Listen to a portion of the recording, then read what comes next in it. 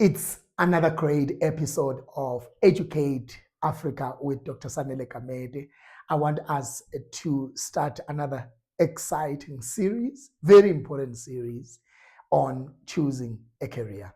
This is a very important series because many young people are expected to choose a career and they're expected to choose the right career and choose correctly when they're choosing a career.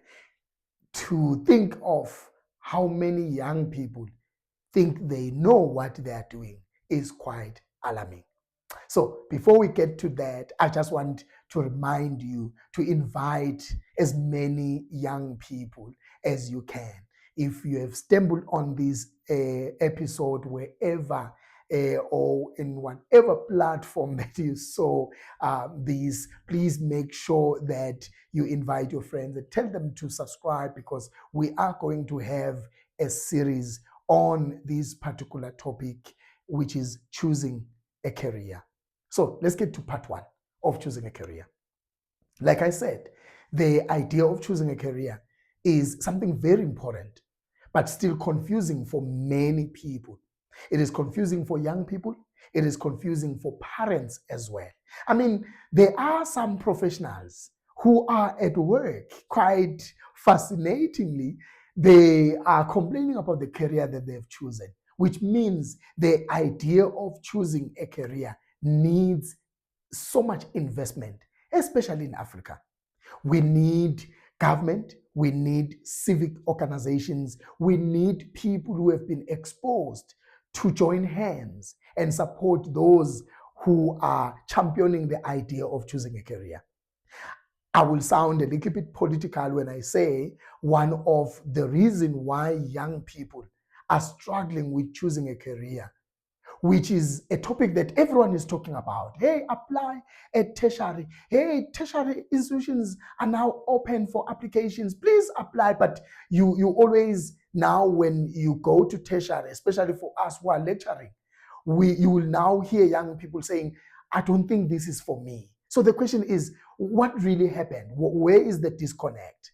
I think for the longest time now, governments, especially the Department of Basic Education in many countries, have now left the idea of helping young people with choosing the right career to the hands of TikTokers, to the hands of influencers, to the hands of any person who have got a following, to someone who have seen a video of Dr. Sanele Kamede and then they now rehash that.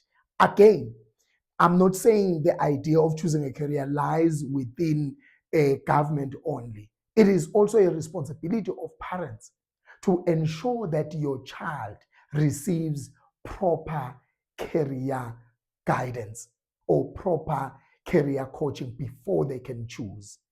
The question that I always ask is, who is helping your child choose the right career? I always ask, which is sometimes a little bit late when I ask, now that your child is a tertiary, who helped your child choose a career?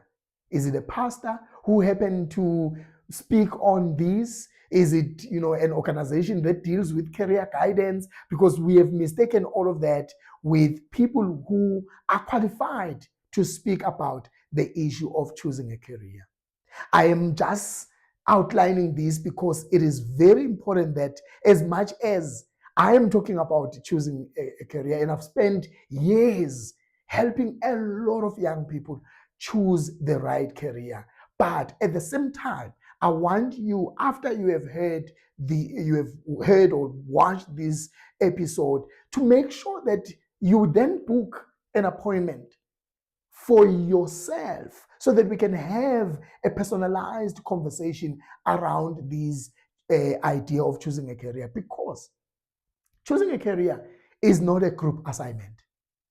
Maybe let me say that again. Choosing a career is not a group assignment. It's something that should be individualized. It is yours. This is your future. This is not your mom's future. This is not your brother or anyone else. Of course, they will advise. Of course, they will help. Of course, they will throw in ideas, but it is about you. I think it's wise that we get into the few steps that you need to consider before you choose a career.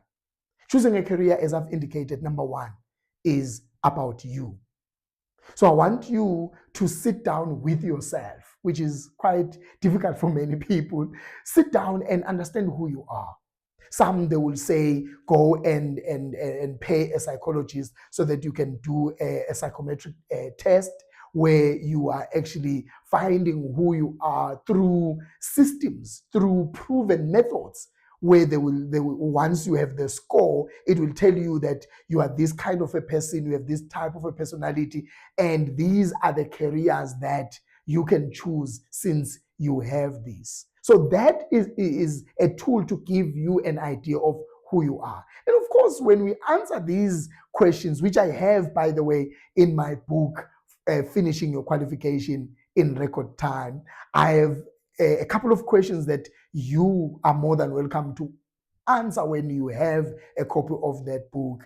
But we tend to not answer correctly, which means the psychometric test might be a little bit skewed in terms of the results, which means you might be pushed into a career which is not really a fit of who you really are. This is very important. This is the only selfish part when it comes to a career. And I always say choosing a career must not be a selfish exercise, but in the process of choosing a career, that's the only part where, or the only time you're allowed to be selfish. Because even though you are choosing a career so that you can be of service, so that you can be of value to many people, I want you to understand that you can't be of value to someone when you don't have the ability, when you don't have the right personality, when you don't have the right height. There are careers where you can't do them when you are not short. There are careers where you need to be light skinned to be, in the I'm kidding. But what I'm trying to say is, I think there are careers which you might love, but because of the person that you are, I want to discourage you from pursuing those careers, because we will have a problem if we have someone like you in that type of a career. So that's the first step. It's a very critical step. It's a very critical step. It's an honest step. You don't need to do it with your friends. You don't need to do it with your family. Do it alone. Figure out who you are, what you like, what is it that makes you tick.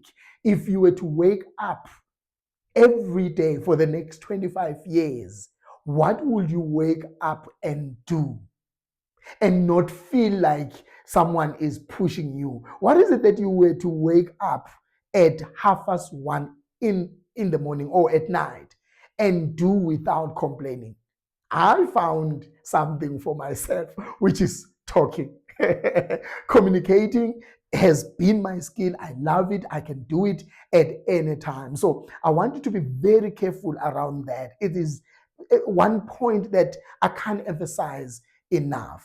And then the second part is, now that you have identified who you are, the person that you are, the personality, which career path aligns with the person that you are? Again, there's a difference between a career and a career path and a qualification within a career path, a career, and so forth. So you need to make sure that you understand those things. And many people don't really understand that you have a career path. For example, in the security cluster. In the security cluster, you have a soldier, you have got a policeman, you have got a criminologist, you have got a warden, you have got quite a cyber security people, you have got, a lot of people who are responsible with anything that has to do with security, either security of the country. You have got people who work with these private security companies. We have got data analysts when it comes to security. So the security cluster has quite, it's a career path where you then choose within that within that cluster, you can then decide that, you know what, within the security cluster, I want to just be a policeman. I want to be an investigator. Of course, you have to start by being a policeman so that you can be an investigator, but you can work in the private security industry or firm. So I want you to then see what aligns with you. What career path, what careers aligns with you? What then is the qualification that you need to study for that kind of a career? That's the step number 3. Once you have identified that, no, I fall around this, you have now found the career within that career path, you then decide what qualification will then give me authority to work in this field. Then you have discovered that career, you have seen that career, you have exposed yourself, which is very important. You have done job shadowing in that career. You have visited maybe certain firms in that career. You have spoken to people who have studied that career, which is also very important as well. You have, read more. You have done some research about that. The next step is, where is that career offered? Which, in an umbrella word, is looking at the career and where it is offered. Studying that career, if I may put it in that way, studying that career or that qualification that you have now chosen. Where would you study? How long would you study?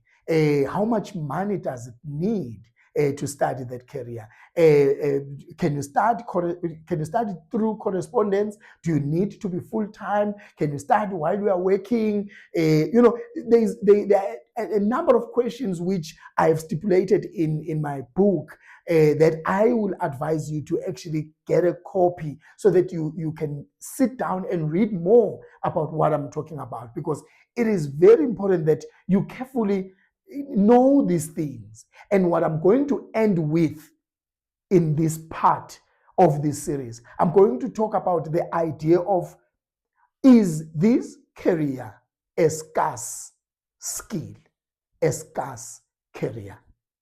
That's the most important part, even though I didn't start with it, but it is the most important part, especially because we don't want you to sit at home.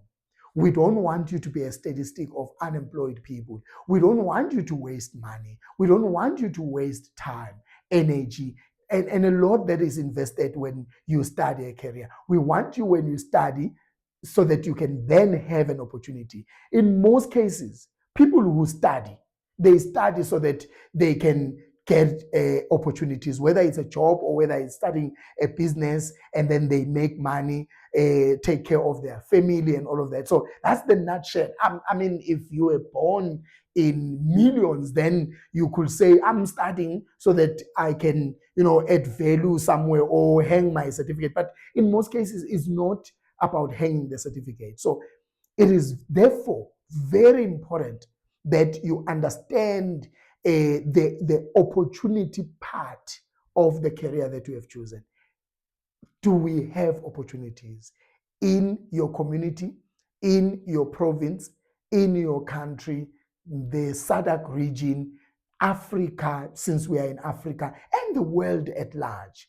Are there any opportunities in this career that you have chosen? That is very, very important that you think about that as a young person who is choosing a career. I mean, the idea of opportunities within the career, it's a conversation on its own, especially for those that will say, but I've already chosen a career, so how do I then find opportunities? We will probably have an episode on this series about that, so that we clarify for those that are already there. So we will continue on this conversation. Stay tuned and make sure that you follow with us. But I want you, from these, start thinking about it. And most importantly, I want you to know that it is possible because it's doable. And I want you to get hold of this book that I'm talking about.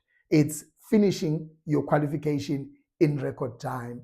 It's a student guide. That book, it's available on my website. Make sure that you go there and grab a copy and go with me, read, and come and watch some of the things that I'm going to explain. I'm not going to explain the entire book, so don't worry. Go buy the book. It wouldn't sound like a reputation. I will emphasize some of the points that are on that book until we meet again on another episode. And thank you. May God bless you and keep this family growing by sharing this family. Make sure that you also catch us on Channel Africa on SABC. It's available on DSTV as well. It's available online every Tuesday at 22:11.